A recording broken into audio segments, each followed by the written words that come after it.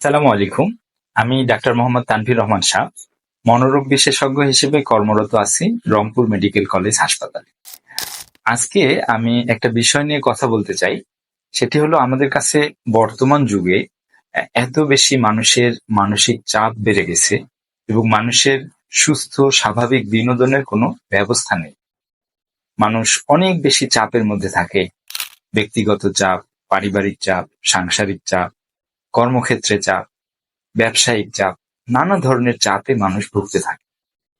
এই সমস্ত চাপে ভুগতে ভুগতে মানুষ ক্লান্ত হয়ে পড়ে। এক তো হলো যে বিভিন্ন ধরনের সাইকিয়াট্রিক ডিসঅর্ডার আছে, মেজর ডিপ্রেসিভ ডিসঅর্ডার বা বিষণ্ণতা, হতাশা, stress related disorder, acute stress disorder, anxiety disorder, panic disorder, যত ধরনের এই সমস্ত যে মানসিক চাপজনিত সমস্যা বা মানসিক উদ্বেগজনিত সমস্যা আছে, এগুলোর ক্ষেত্রে যখন অনেক বেশি সিভিয়ার পর্যায়ে যায়, মডারেট টু সিভিয়ার লেভেলে, সেক্ষেত্রে তো আসলে ওষুধের প্রয়োজন হয়, কাউন্সেলিং বা সাইকোথেরাপির প্রয়োজন হয়।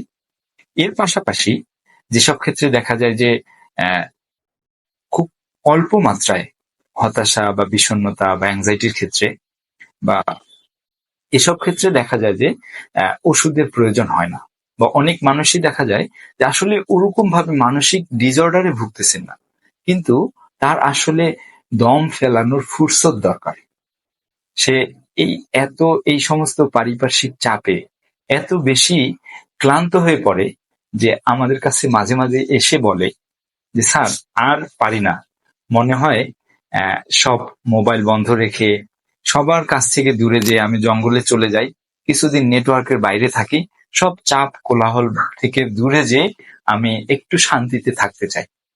আসলে মানুষের যদি এই সমস্ত ক্ষেত্রে যখন মানুষ অনেক বেশি চাপে থাকে, স্ট্রেসে ভুগতে থাকে, তো তখন যদি সে ওই চাপের জায়গাটা কিছু সময়ের জন্য হলেও পরিবর্তন করে, হতে পারে সেটা কোনো আত্মীয় স্বজনের বাড়িতে বেড়াতে যেয়ে বা কোনো দর্শনীয় স্থান ভ্রমণে যেয়ে, দেশে কিংবা বিদেশে।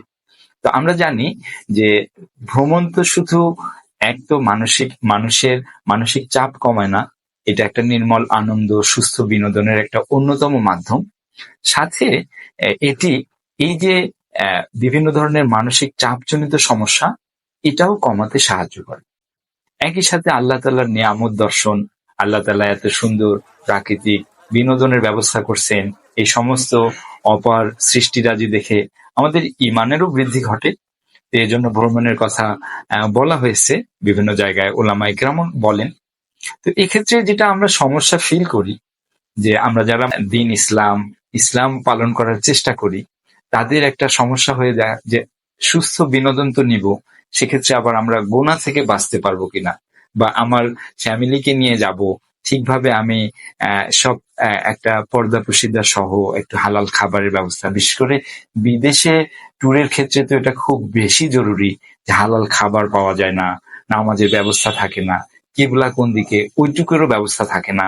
তো এই সমস্ত জিনিসগুলো চিন্তা করে বাংলাদেশে আমার জানা মতে এই প্রথম হালাল ট্যুরিজমের ব্যবস্থা নিয়ে এসেছেন। একটা প্রশংসনীয় উদ্যোগ বলতে হবে, যে ফার্স্ট গ্লোবাল সার্ভিস। তাদের এই উদ্যোগে তারা তো এমনি বিভিন্ন জায়গায় ঘোরানোর সব ধরনের সার্ভিস তাদের আছে, সাথে তারা কেউ যদি মক্কা মদিনায়, যেটা আমরা আমাদের খুব ধর্মীয় আবেগের জায়গা, যে উমরা করতে যাই, তো এই উমরার প্যাকেজও তাদের আছে। তো তাদের এই উদ্যোগকে আমি সাধুবাদ জানাই এবং তাদের এই তাদের উত্তরোত্তর সাফল্য কামনা করছি। ধন্যবাদ। আসসালামু আলাইকুম।